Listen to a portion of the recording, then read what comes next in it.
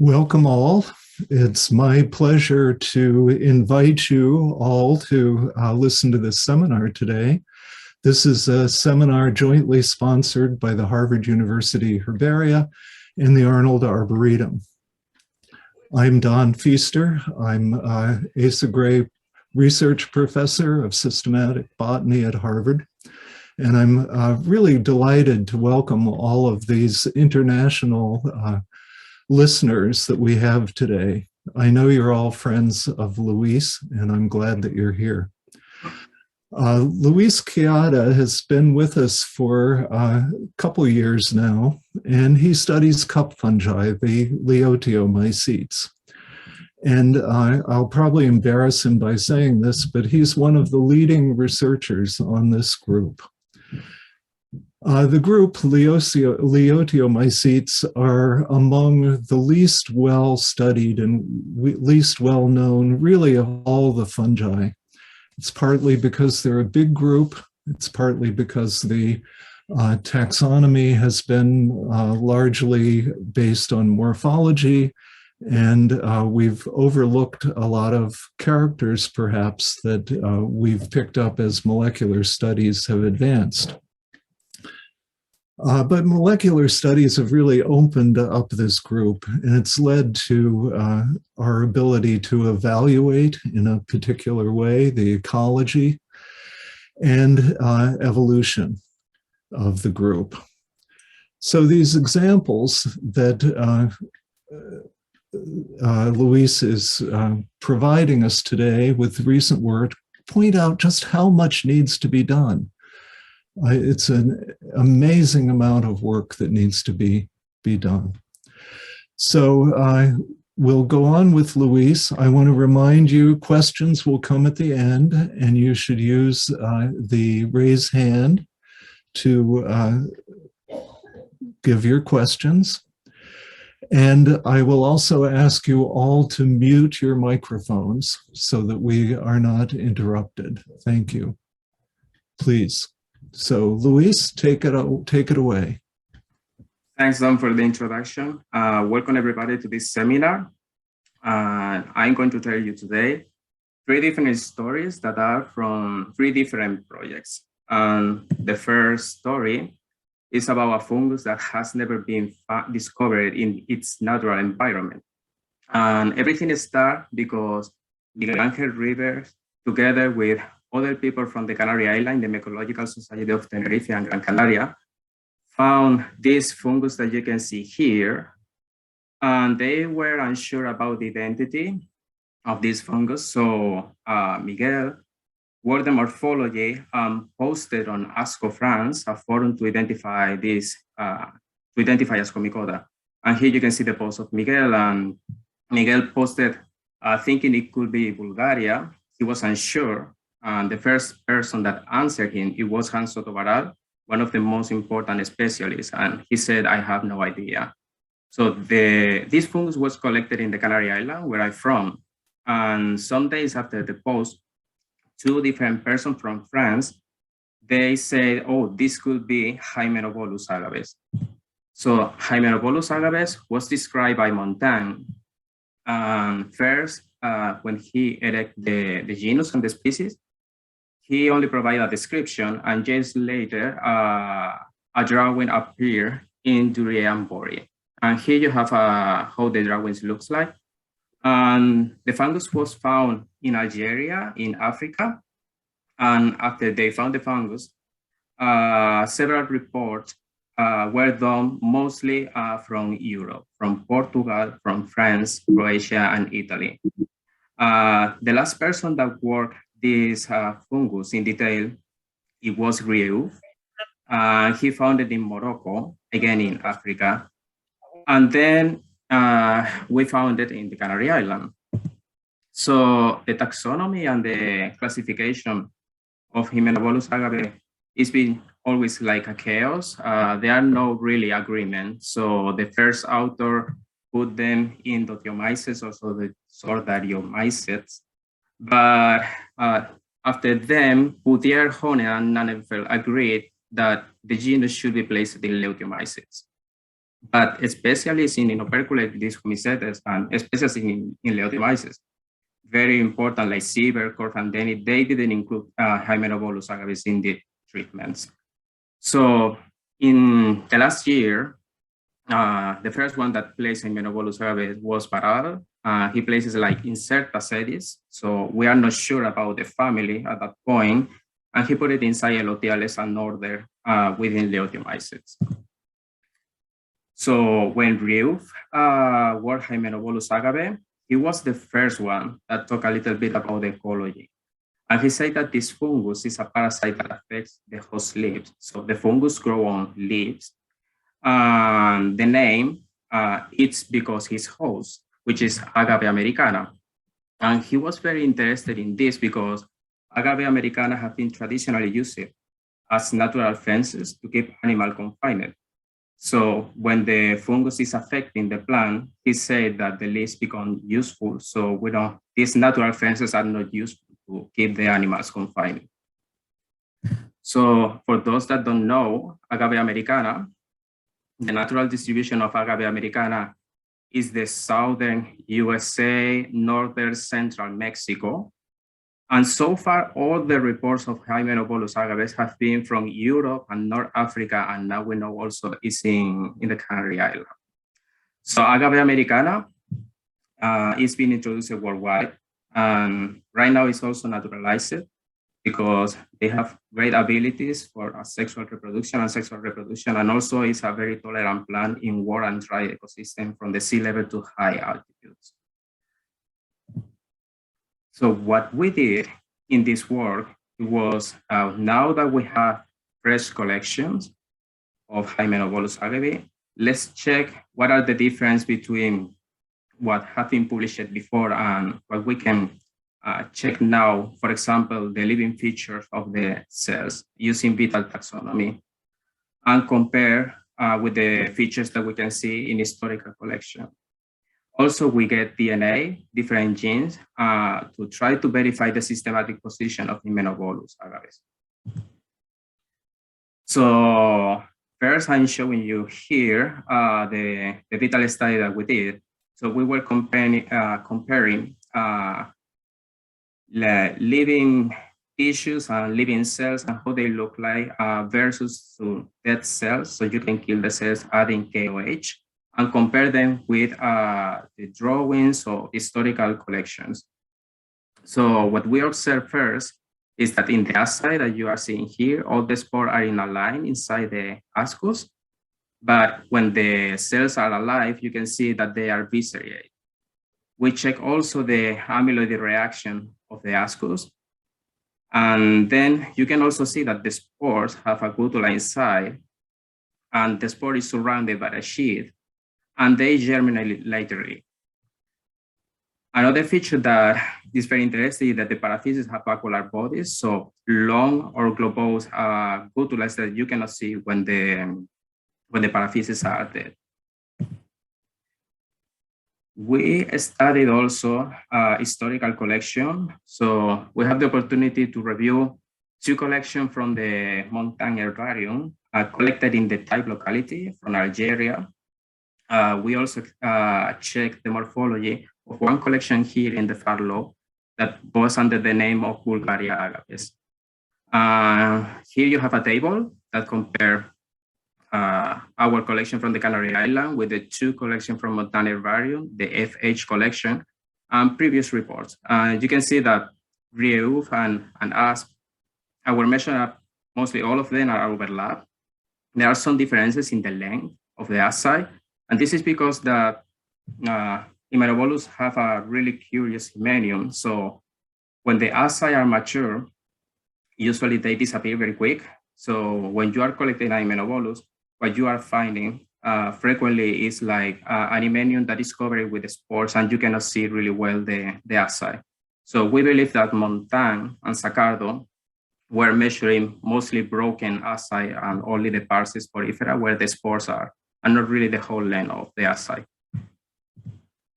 So with the DNA information that we got, we get different genes, ITS, LSU, and elongation factor. And when we did the blast, we found that it was high similarity with the genera in Senangiaceae. So we did a phylogenetic analysis, and we include all the genera in Senangiaceae and also our new collections, and try to verify if we can see if the morphology in Senangiaceae agree with what we are seeing in Hymenobolus. Here you have the phylogenetic tree and all the different genera in Senangiaceae and the morphological features. And something very interesting that you cannot see in Leotiomycetes commonly is like the spores are dark, and several species and genera in Senangiaceae have dark spores that are also ornamented, another feature that is not common at all in Leotiomycetes. And it's even more interesting when you compare Hymenobolus with these two genera, Mycosphaerangium and Neomelanconium. They are very, very, very similar. Mycosphaerangium and Neomelanconium grow on wood. Hymenobolus grow on leaves. But the macroscopy and the excipulum looks the same. And you can see that all of them have dark spores surrounded by sheath. Here also in Hymenobolus, and all of them are ornamented. And the main differences are in the ascus tips, that in Hymenobolus is amyloid versus inamyloid in the other two genera. And also there are some differences in the paraphysis. So to sum up, we know that Hymenobolus is only known from Europe, and this is not the native range of distribution of the host in which Hymenobolus is growing. We verified that Hymenobolus is within Senangiaceae, so it's not in Incertacetes anymore. And one interesting thing is we are unsure about the ecology, because even if you've hypothesized that it could be a parasite, we believe that this fungus, it could be an endophyte, because what we are finding in the Canary Island is sporulate when the host is dying. So when the Agave americana is blooming and then it's going to die, is the moment that we are finding Hymenobolus agaves. But more studies are needed to verify the ecology. And here you have the name of the publication. It's in Fungal Systematic and Evolution if you want to learn more about this interesting fungus. Now we go with the second project, the second history, and this is about the yellow fairy cap. And I think it's a good example of how people can be attached to a name, and sometimes it's difficult to understand that the name that you are using is not valid anymore, or is not the best name. So when you are searching in Google for yellow fairy cap, you are going to find all of these beautiful photographs, and it's common that people identify this yellow fairy cap as Bisporella citrina. So this project started because Jane Mitchell, a PhD student in the Pfister lab, he was interested in Bisporella resinicola. You can see here photos of Bisporella resinicola because he was studying a fungi that grow on resin.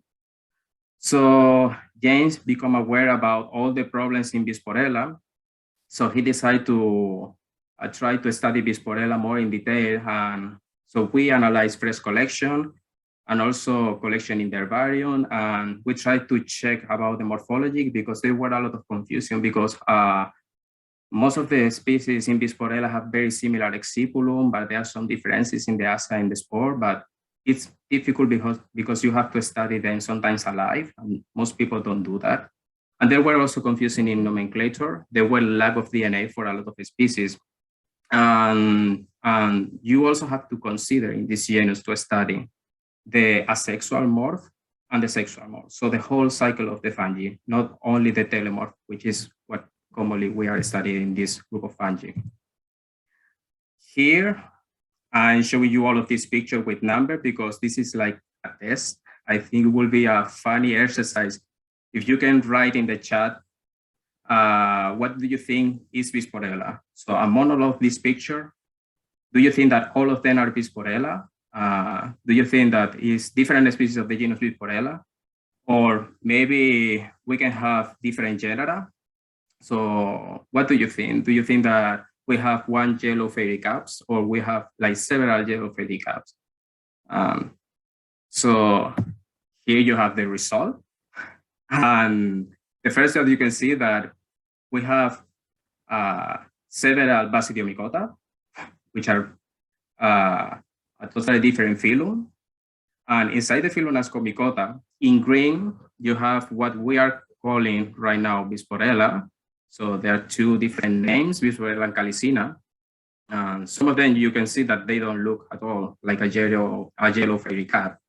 But we have very similar genera in Leotiomycetes like Rembleria, Ronquayella, Hymenocephalus, Phyllodia, and Vibricella. And I think this is a good exercise for you to understand that we cannot use macromorphology to identify Bisporella citrina or any Bisporella. So macromorphology is not enough to identify yellow fairy caps.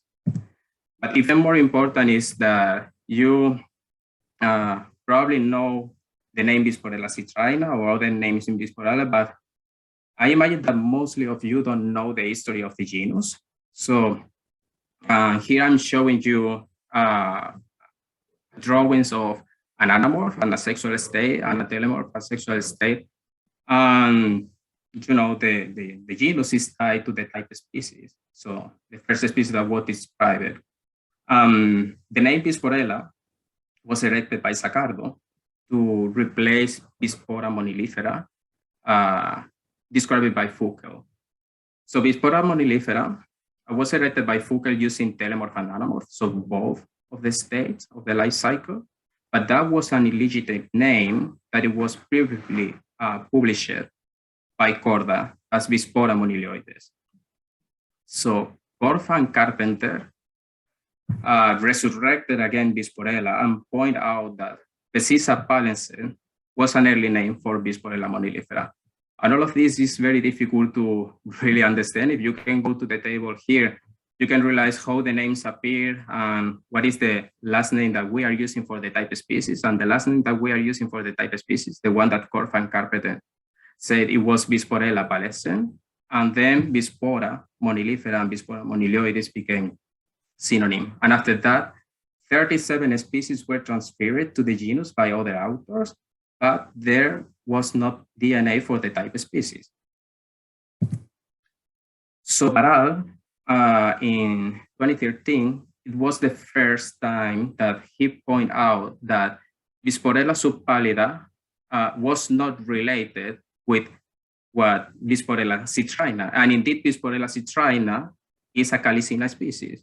So he showed in this publication that Calycina, the morphological characteristic of Calycina is we have long bacular bodies in the paraphysis, and the amyloid reaction is like 2 dots at the tip of the ascus. And then if you go to Bisporella subpallida, you can see that the amyloid reaction is like 2 lines. And then in the paraphysis, we have multiple gotulas, not one large gotula. But even today, people are still not really aware about that publication of Barral, and they have been publishing new species in the genus Bisporella and showing that Bisporella is mixed with Calycina.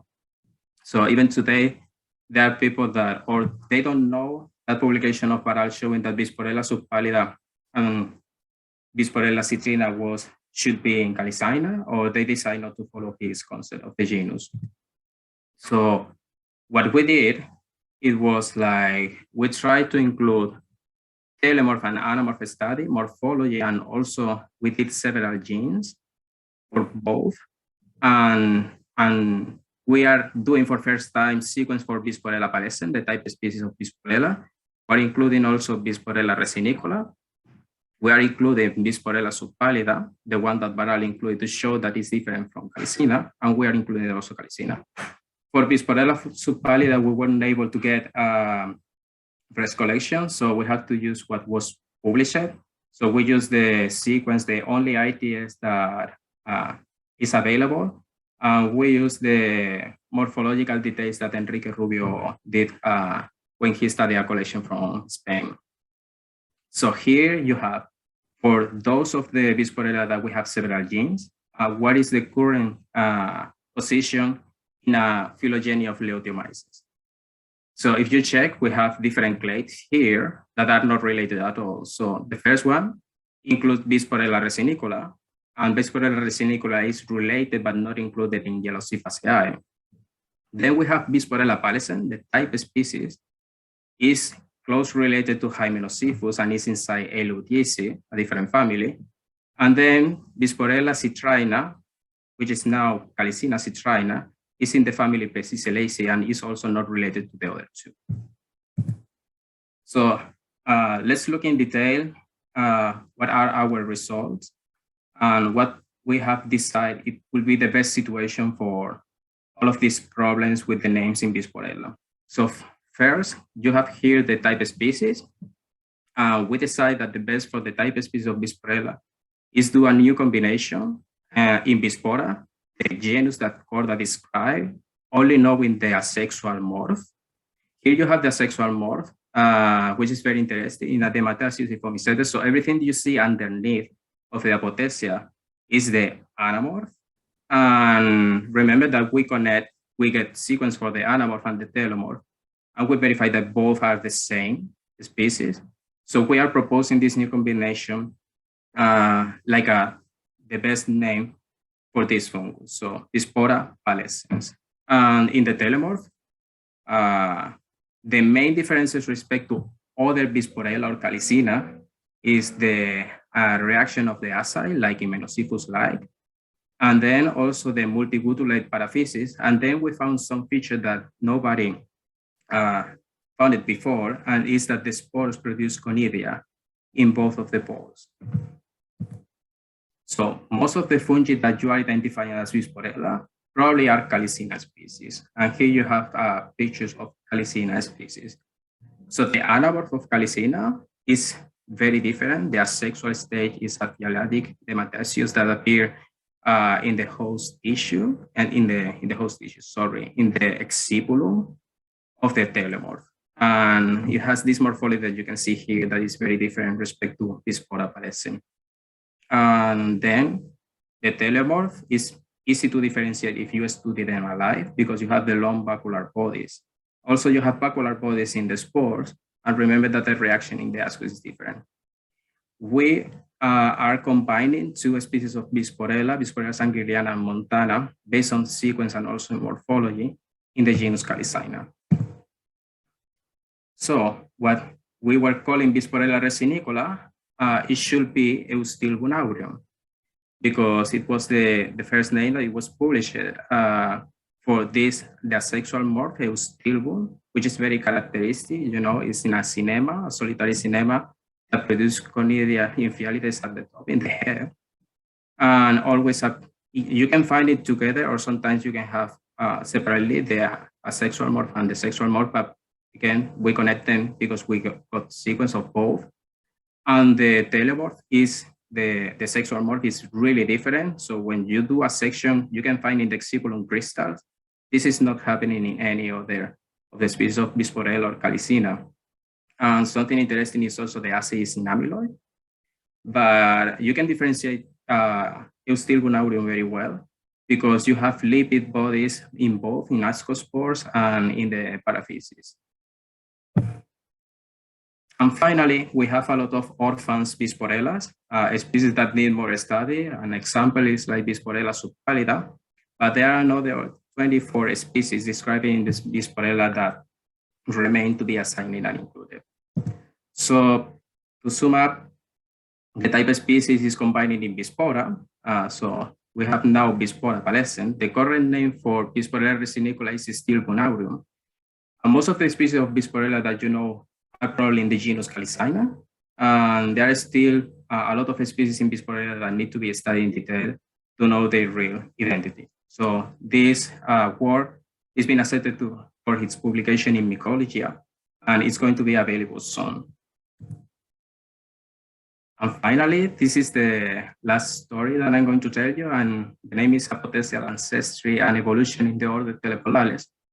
And everything here started because I was in my first postdoc here, I was studying Hollwaya-Mussida. And at that time, it was in the family Tympanidaceae. But when more molecular data were gathered, we realized that Hollwaya-Mussida was related to Patinella, but also related to Rangea osimesi. So you can see here the morphology of all of these three genera. So Patinella and Hollwaya grow on wood, and the macromorphology is very similar. But when you compare with Rangea, this is weird because Rangea in the past was put it inside Thelebolales because it's very similar to Thelebolus microsporus. So when I was working with my collaborators in Croatia, so I was discussing with Neve and Ivana, and Neve did this beautiful drawing that you can see here to try to check what morphological are similar among all of these different genera. And it's very interesting. You can find that, for example, in Horwaya, in Patinella, and Rangea, and Thelebolus, all of them have the same paraphysis, but the pigment is in different places. And the spores of Thelebolus and Rangea and Patinella are also similar. So we start to do a taxonomic systematic manuscript. And then we became more interested about the evolution of this group. So we decided to split the manuscript into different, and here I'm going to tell you about the evolution part. So for those of you that are not familiarized with Leotiomycetes, the fruit body in Ascomycota is called ascoma or ascomata. And when you have the macromorphology, it's like a cup shape. So we have an ascoma or apothecial, what we call an open ascoma or apothecial. And when you are doing a transversal section, what you can differentiate is two main parts. Is the hymenium and the excipulum. So the excipulum is surrounding everything around the hymenium or underneath the hymenium. And in the hymenium, you can find the aside with the spores inside. And among the aside, we have the paraphysis. So most Leotiomycetes have open ascoma. So this is a type of fruit body. Here I'm showing you a drawing made by Brumelen, showing the ascoma development. So what is happening is in the earliest stage, on the medium stage of development, the hymenium is exposed. And then what we have is an open fruit body, what we call an open ascoma. So open ascoma usually have paraphysis, and the aside shot the spore. So we have an active aside discharge. And this is the common feature of an open ascoma. But something that is really interesting is that not all Leotiomycetes have open ascoma. So here you have a phylogeny published by Johnston et al., and I'm showing you with red arrows different families that you can find closed ascoma. For example, all the powdery mildews are closed ascoma, Erysiphaceae. And we also have Mycologists that are closed ascoma. But we have examples of families that are mostly open ascoma, and then we have a genus that is a closed ascoma, like Bicornispora in Rostremiaceae. And then we have Thelebolales, and in Thelebolales, most of the species and genera are closed ascoma, but then we have Thelebolus microsporus that it's an open ascoma that have paraphysis. So another type of fruit body is what we're calling right now closed ascoma or Christesia. And here you have in the drawing of Brumelen that what is happening is the mature aside are surrounded by tissue constantly. So the hymenium is never exposed during maturation. And what is happening here is they usually don't have paraphysis. And the aside are evanescent. So the aside doesn't have the ability to shoot the spores. We don't have active discharge because it doesn't make sense because they are enclosed. So what is happening is that the wall of the aside disintegrates, releasing the spore passively. And usually what you are finding is that in the whole closed ascoma is full with the spores, and sometimes you cannot even see the aside. And in closed ascoma, we have morphological variation. And this morphological variation in the closed ascoma is mostly in what we are calling the covered tissue. So here, you can see, for example, that we have single cell closed ascoma. So Betsia in the Thelebolales is a single cell closed ascoma. All of that you are seeing here is a single cell, and inside we have the aside and the spores. But we also have multicellular closed ascoma, like in Pseuderotium or Thelebolus. So we have different layers of cells forming what we call the covered tissues or the peridium.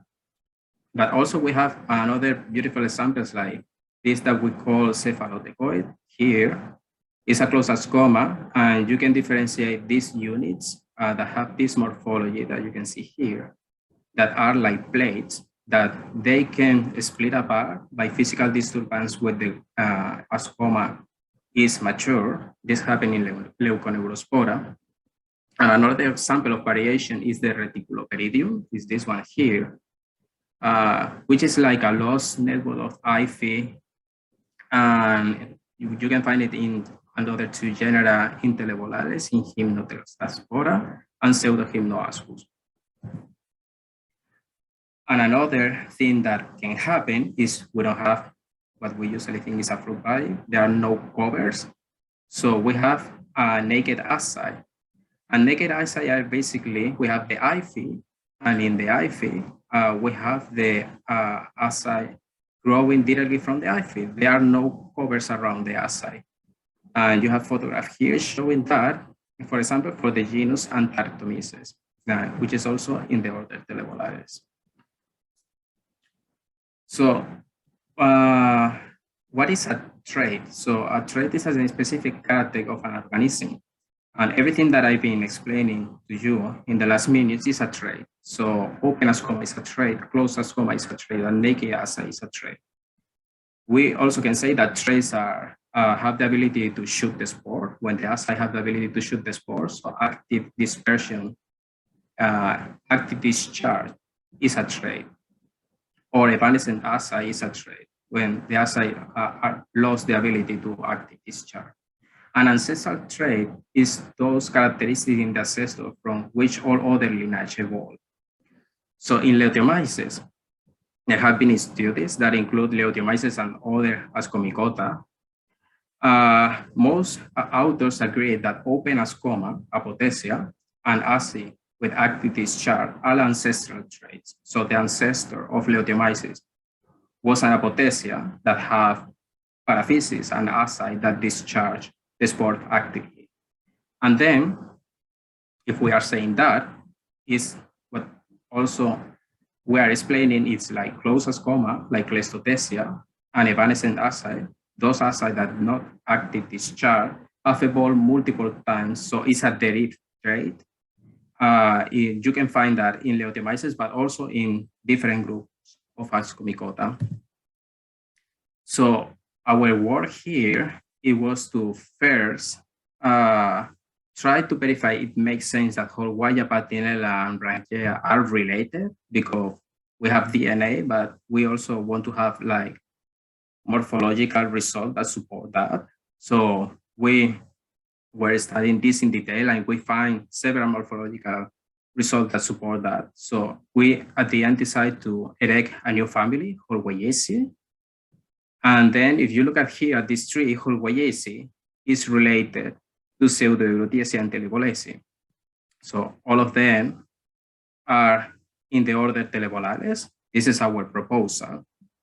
And we also did reconstruction of ancestral traits to verify different evolutionary hypotheses that made other authors before, like the hub and wings. So this evolutionary hypothesis, the first one made by the hub, it was like the Thelebolus microsporus, the species that have open ascoma with paraphysis and asci that discharge the spores actively, is the widespread ancestral species of Thelebolus.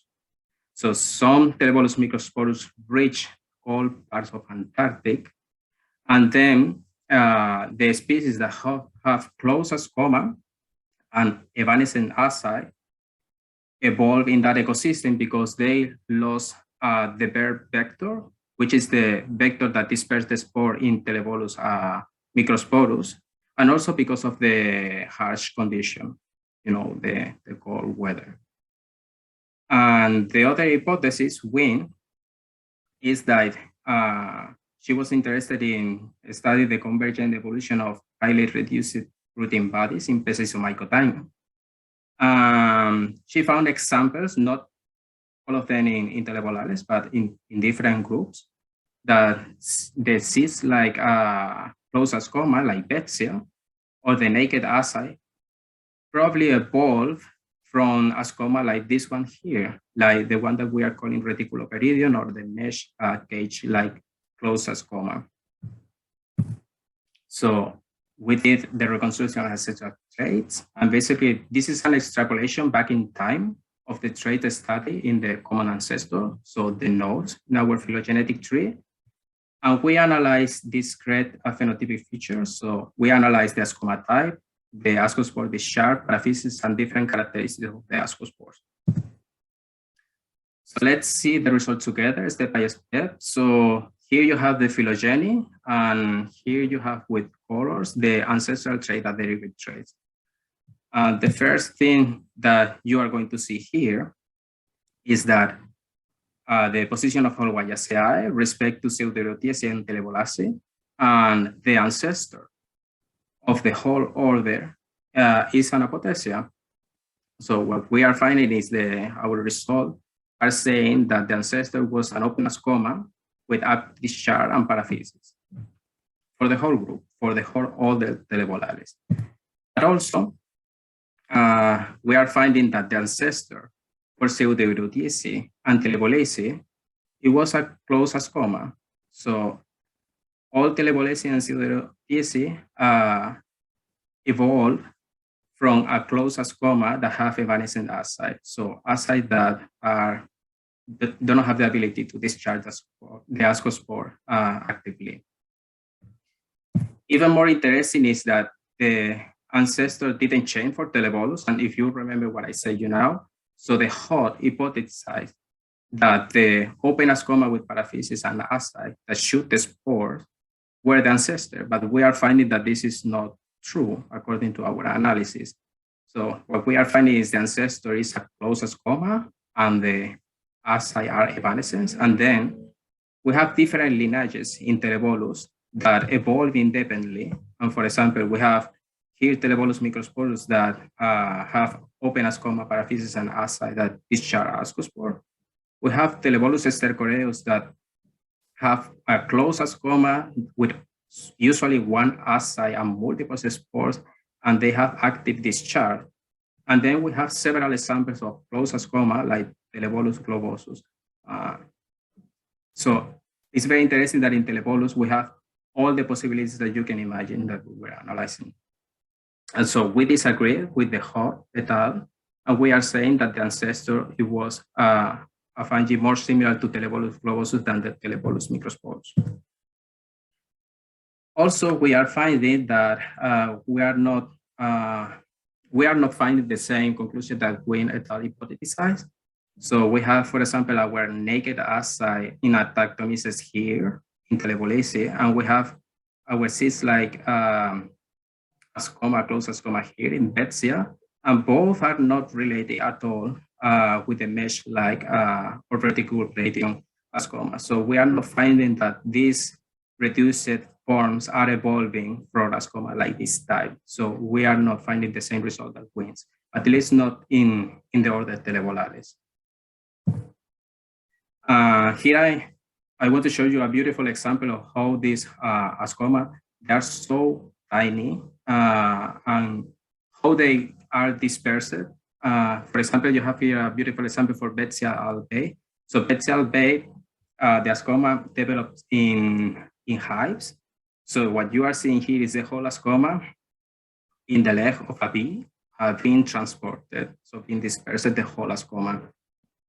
And here there are also a publication made by Grave and Curra showing the functional interpretation of the reticuloperidion. And you can see that the whole ascoma is stuck because of the hairs of the fly, and the whole ascoma can be dispersed and the spores can go out on the holes of this ascoma and be dispersed.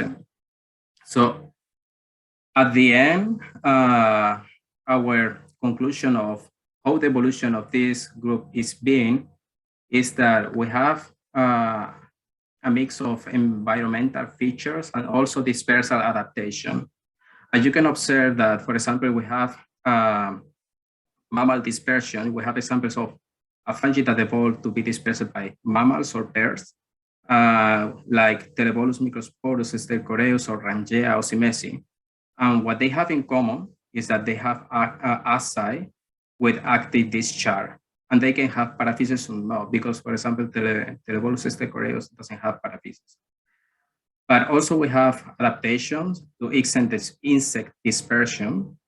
And we have examples here in Leuconeurospora, Hypnotelastiospora, and Pseudohypnoascus, but we also have examples in Betsia albae, and all of them have in common that the asci is evanescent, so we don't have active discharge of the spores. And finally, we have also species that are dispersed mostly by wind or water, and here we have several possibilities.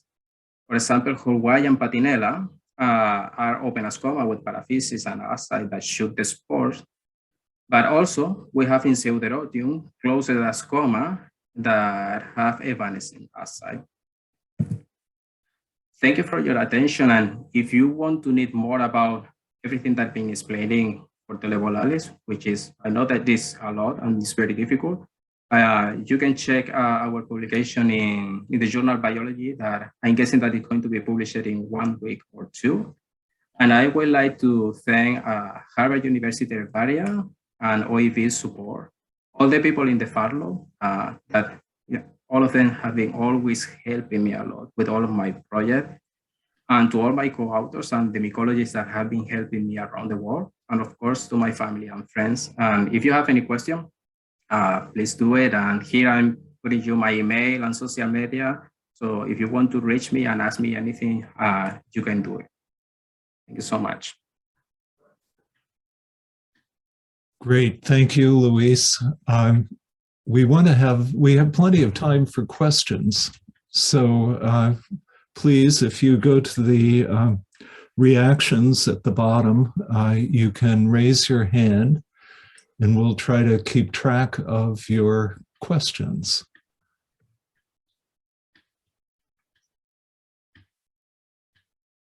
So far, no question. No questions.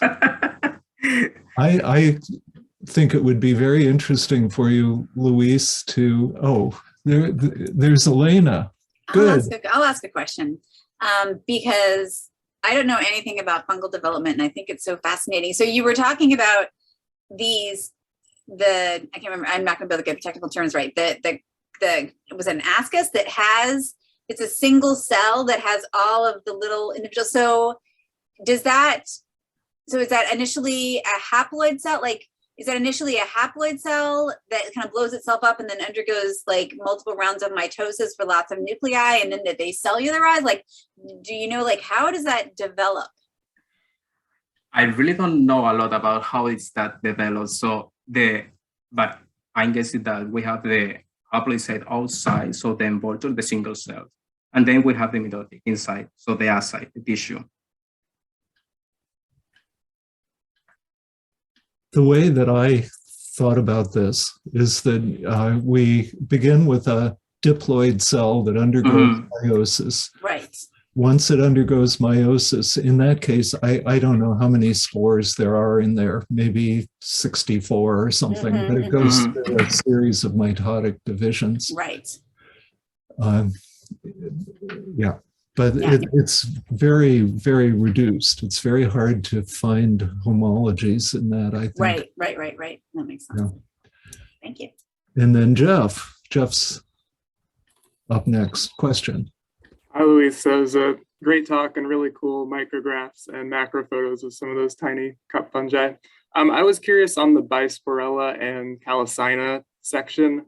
Were those mostly all US examples, or any of those species differentiated geographically as well? I don't think you can right now find geographical patterns. We don't have enough information.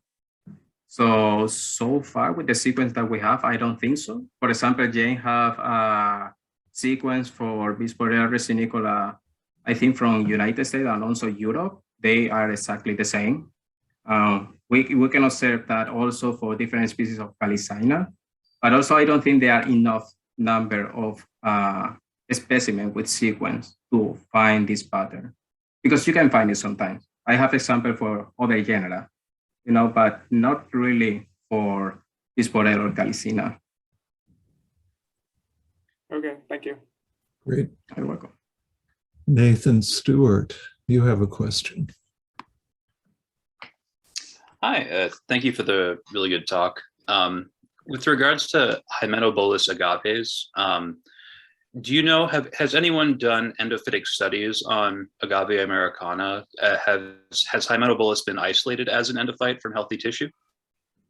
Well, I remember to have this conversation with Don and try to talk with Betsy and try to check if Betsy, for example, could check in her database if there's something done, but I don't think so. I mean, so far I've been asking people around and trying to find if somebody have ever, tried to find this fungi on agave, or if there are some sequence from endophyte. I don't think so. I don't think there are anything so far, unless that now they start to appear because we already put the sequence in GenBank.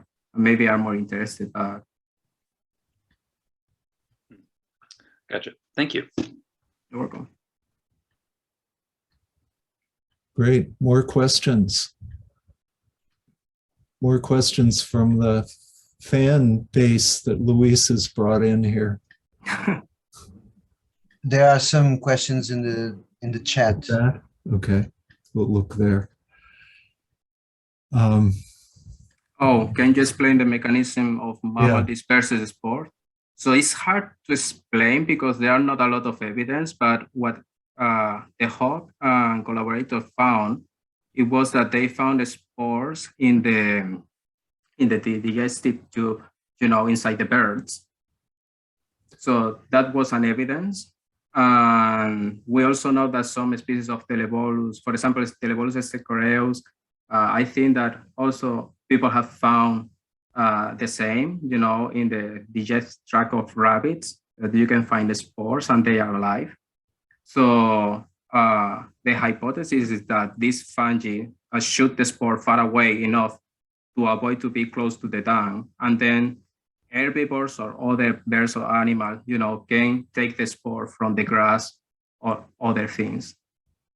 That's the explanation, but there are not like a lot of evidence for that. There are only a few publications.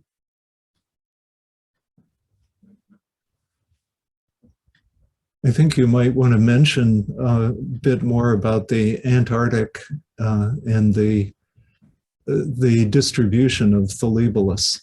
Oh yeah, so there are a lot of things that I didn't explain about this fungi, but something that is really interesting is like most Leotiomycetes. Right now we know that they are most diverse in cold ecosystem, and Thelebolus is a really good example of evolution of this group. So we have a few species that are from warm or temperate ecosystem, but then we have a lot of species that have evolved in the Antarctic.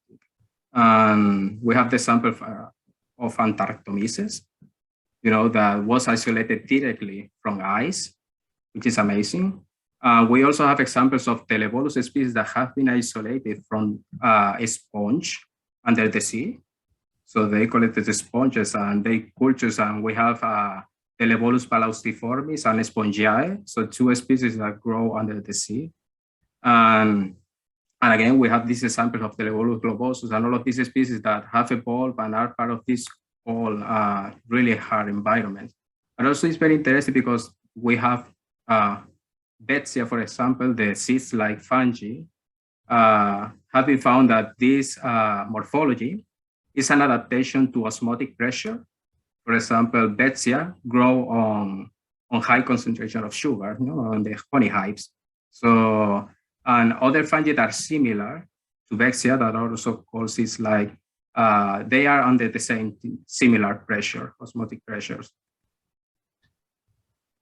I don't know if you want to tell something more, Don. We are looking we are looking right now a lot of Thelebolus species because Don is doing culturing of rabbit dung. So it's been fun. For those of you in the Boston area, we're overrun with rabbits everywhere. And I've decided to take advantage of the rabbits in my backyard and collect the rabbit dung. And when it was cold, I was collecting it, and we came up with Thelebolales on the rabbit dung. So we've had a lot of good examples to be able to look at recently. Other questions? I don't see any more in chat. I'm trying to look at the people. Well, So nobody from the Canary Island is going to ask me anything. That's a pity.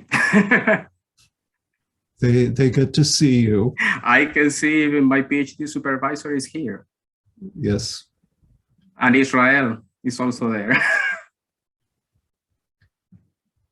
And Ivana and Nevin are there from Croatia. Yeah. Okay. Well, if someone, Don, there is a question in the chat. I think we've done the questions in the chat. Okay, great. Yeah. Could you recommend the best for observing microcharacters in historical? Yes. I mean, the question is, when you are studying historical collection, what is the best regions that you can use? So I'm going to tell you my experience. I think that when you get used to work fresh collection, you became better working historical collection because you realize how the features should be and how different they are when you are studying a dry collection versus a living collection. So when you are studying an historical collection, for me, the best practice is you take your Apothecial, you do a redirectation. You can do first in water. It's not going to be a good redirectation, but sometimes you need to have a section, even from historical collection, and you can find some trace of living features. Sometimes you cannot find anything at all. So then the next step is you add 10 or 5% of KOH, and then the tissue expand, which is good and clean. So what I do next is that tissue that was in KOH, I do sections and I put the sections in water. So I can observe again in water, and it's going to be better, because of the KOH pre-treatment. And after that, you can use different reagents. For example, you can use Congo red to stain the walls of the cells. And you are going to use usually like Lugol or Mersenne to check the reactions. But the best is to pre-treat in KOH and then try to study in a different regions. And with historical collection, if you have the possibility to use a microtome, it's very useful to check the excipular tissues because sometimes the hand section is difficult. But when you are doing microtome section, usually you are going to break the hymenium and the aside. So hand section are better to check the hymenium and the aside. Jason is saying about Floxine. We have this conversation a lot. I'm not using Floxine anymore, but I think it's very similar to Congo red to me.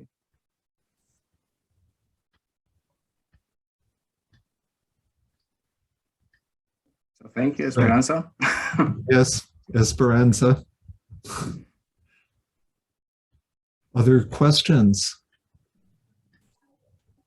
No? Well, this has been great. And thank you, Luis. It's always a pleasure to see all this put together. Thank you all. And I thank hope you. you enjoy it. Yep. Bye. Bye-bye.